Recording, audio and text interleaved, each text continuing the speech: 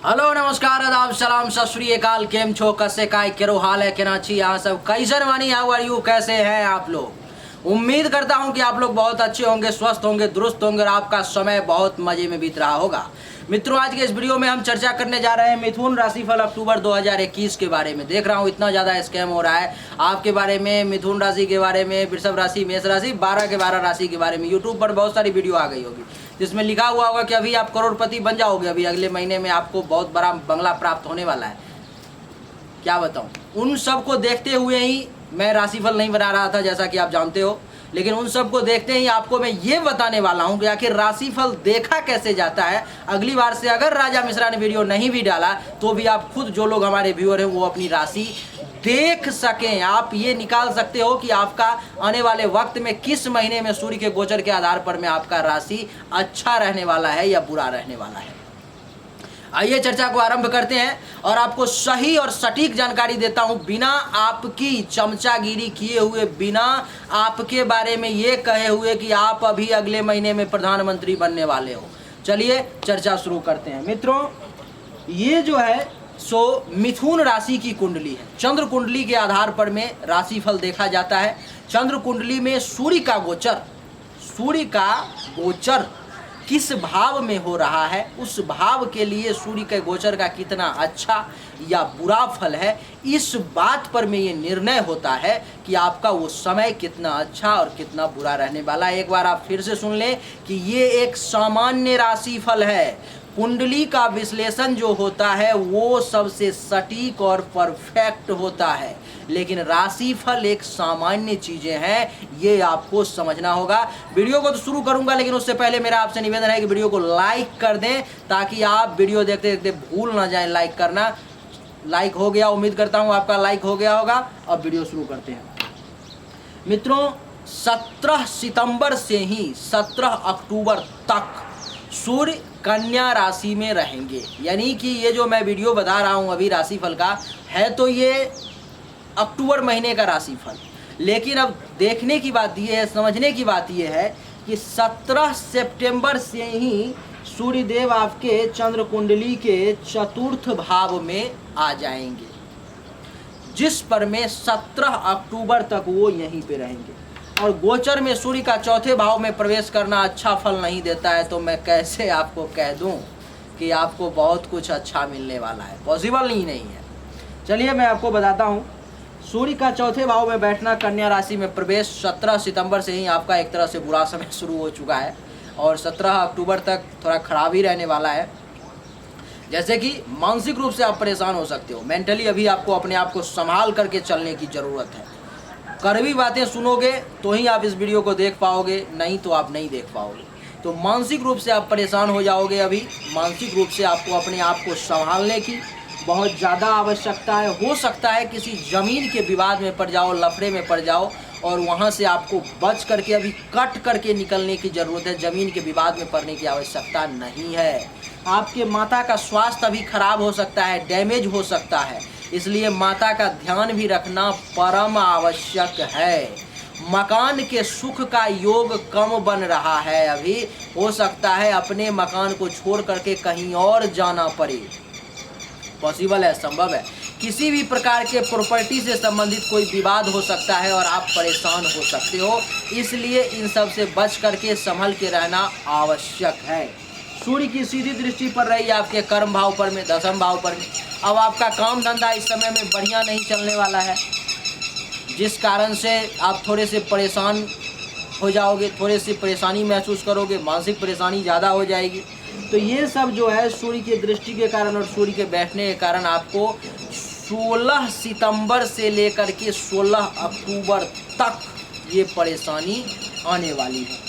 और भी साथ में क्या क्या परेशानी आने वाली है आपको बता देता हूँ कि आपको इस समय में लड़ाई झगड़े से दूर रहना चाहिए, क्योंकि अभी लड़ाई झगड़ा का भी योग बन रहा है किसी के साथ में। ज़मीन जायदाद से संबंधित घरेलू विवाद समस्या उत्पन्न हो सकती है, उससे भी दूर रहने की आवश्यकता है आपको। और यात्रा अगर करते हो तो कुछ असुविधाजनक यात्रा आपको करना पड़ सकता है, जिसमें आपको तकलीफ हो सकती है, लोग आपको परेशान कर सकते हैं। पत्नी के सुख में अड़चन जो है सो इस समय में आ सकती है और मान हानि की भी संभावना बन रही है। तो मित्रों, ये तो हो गया 16 सितंबर से। अब राशिफल देखो बनाया ऐसे जाता है, 16 सितंबर से 16 अक्टूबर के हिसाब से वो बनाया जाएगा। लेकिन अब लोग क्या करेंगे, इधर 15-16 दिन सितंबर का छांट करके निकाल देंगे, 15 दिन उधर अक्टूबर का ले लेंगे, फिर नवंबर में से 15 दिन छांट के निकाल देंगे, 15 दिन नवंबर का ले लेंगे, अक्टूबर का ले लेंगे।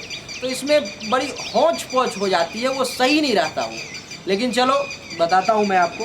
तो ये 16 सितंबर से 16 अक्टूबर तक का समय आपके लिए इन मामलों में खराब रहने वाला है। लेकिन उसके बाद सूर्य देव खुद अपने नीच के राशि में यानी कि तुला राशि में प्रवेश कर रहे हैं, जिस कारण से सूर्य देव खुद नीच के हो गए, आपके पंचम भाव में आकर के बैठ गए नीच के।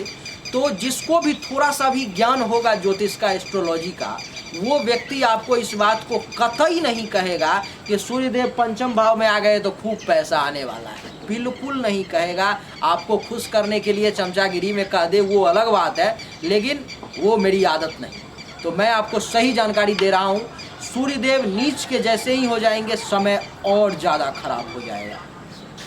और आप यकीन मानो कि पंचम भाव जो होता है सो अचानक से धन लाभ का भी होता है और धन हानि का भी होता है। तो जिसके कारण से सूर्य देव अभी आपको 16 अक्टूबर से लेकर के पूरे एक महीना यानी कि 16 नवंबर तक, ये मैं पूरे 60 दिन का आपको बता रहा हूँ, पूरे नवंबर तक, 16 नवंबर तक आपको अचानक से रैंडम से पैसा कहीं बर्बाद हो जाएगा, कहीं फंस जाएगा, अचानक से पैसे की हानि होने के योग बन रहे हैं अभी।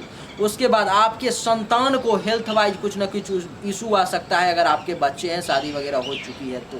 नहीं तो आपके लव अफेयर में परेशानी आ सकती है, प्रेमी और प्रेमिका के बीच में लड़ाई झगड़ा, तू मैं ये चलना शुरू हो जाएगा। और आपको बता दूं, अगर आप विद्यार्थी हो, पढ़ाई लिखाई करते हो, तो पढ़ाई लिखाई में आपका मन बिल्कुल नहीं लगेगा। आपकी अंदर से तो इच्छा होगी कि यार पढ़ें, लेकिन आप पढ़ ही नहीं पाओगे, ये परेशानी आपको झेलना पड़ेगा। उसके बाद पंचम भाव पेट का भी घर होता है, तो पेट से संबंधित भी कुछ परेशानी का आपको 16 अक्टूबर से 16 नवंबर के बीच में सामना करना पड़ सकता है। पंचम भाव से देखो सूर्य की सप्तम दृष्टि सीधा कहाँ पड़ रही है, 1 2 3 4 5 6 7 लाभ भाव पर में, यानी कि लाभ को भी बुरी तरह हिट करेगा अभी सूर्य, लाभ को भी डैमेज करेगा। इनकम जो होना चाहिए, सोर्स जो पैसा आना चाहिए वो नहीं आ पाएगा, उसको रोकेगा वो, वहाँ पर में रुकावट लाएगा, बाधा लाएगा। आप काम करने की कोशिश करोगे, आपको समझ में नहीं आएगा कि मैं इतना मेहनत कर रहा हूँ, काम कर रहा हूँ, लेकिन पैसे आ क्यों नहीं रहे हैं आखिर, ये सूर्य के कारण, क्योंकि सूर्य की दृष्टि यहाँ पर में पड़ चुकी है। बड़े भाई बहन के साथ कुछ विवाद हो सकता है, मतभेद हो सकता है, फालतू का भाग दौड़ हो सकता है, ये सब सूर्य का बुरा परिणाम आपको देखने को मिलेगा। और भी बुरा परिणाम क्या देखने को मिलेगा कि मानसिक भ्रम की स्थिति उत्पन्न हो सकती है। मानसिक रूप से शारीरिक और मानसिक शक्ति दोनों में कमी आएगी, धन हानि का योग है, स्वयं और संतान को परेशानी दोनों को हो सकती है। राज्याधिकारी से वाद विवाद होने की भी संभावना दिखाई दे रही है। और आपको बता दूं कि यात्राएं करते वक्त थोड़ा सा ध्यान रखने की ज़रूरत है, क्योंकि दुर्घटना वगैरह का भी योग बन रहा है, धन हानि भी हो सकती है। और इस समय में आप अपने आप को थोड़े से दीन और कमज़ोर अनुभव कर सकते हो। अब बताओ इसमें क्या अच्छा था जो मैं आपको बता देता कि अभी आप करोड़पति बनने वाले हो और अगले महीने में आप उस वीडियो को देख करके खूब खुश रहते। अभी बीमारी का पता चला, अब इसका इलाज का पता चलना बहुत ज़रूरी है कि इसके लिए क्या उपाय किया जाए आखिर कि हमारा समय अच्छा हो, ये जानना बहुत ज़रूरी है। तो ये मैं आपको बताता हूँ। अभी से सूर्य देव की आराधना शुरू कर दो। पंचम भाव में सूर्य देव रहेंगे 16 अक्टूबर से, तो पंचम भाव के स्वामी शुक्र हैं, तो शुक्र की पूजा करना शुरू कर दो और प्लस में सूर्य की पूजा करना शुरू कर दो। ओम शुंग शुक्राय नमः और ओम सूर्य देवाय नमः, दोनों का एक एक माला जाप करो 16 अक्टूबर से 16 नवंबर तक। और अभी 16 सितंबर से 16 अक्टूबर तक जो है सो ओम सूर्य देवाय नमः और ओम बुंग बुधाय नमः, इस मंत्र का जाप करो, आपके लिए ठीक रहेगा।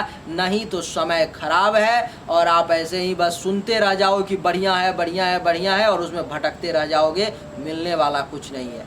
तो सही जानकारी कड़वी होती है, लेकिन सच्ची जानकारी लेनी चाहिए। और मेरी जिम्मेदारी अब यहाँ से ख़त्म होती है, क्योंकि मैंने आपको सही जानकारी दी, वीडियो पब्लिश हो चुका, हमारी जिम्मेदारी खत्म। अब आपकी जिम्मेदारी शुरू होती है कि इस वीडियो को सही बंदे तक पहुंचा पाते हो या नहीं, आप में कितना क्षमता है, आप क्या कर सकते हो सही जानकारी के लिए।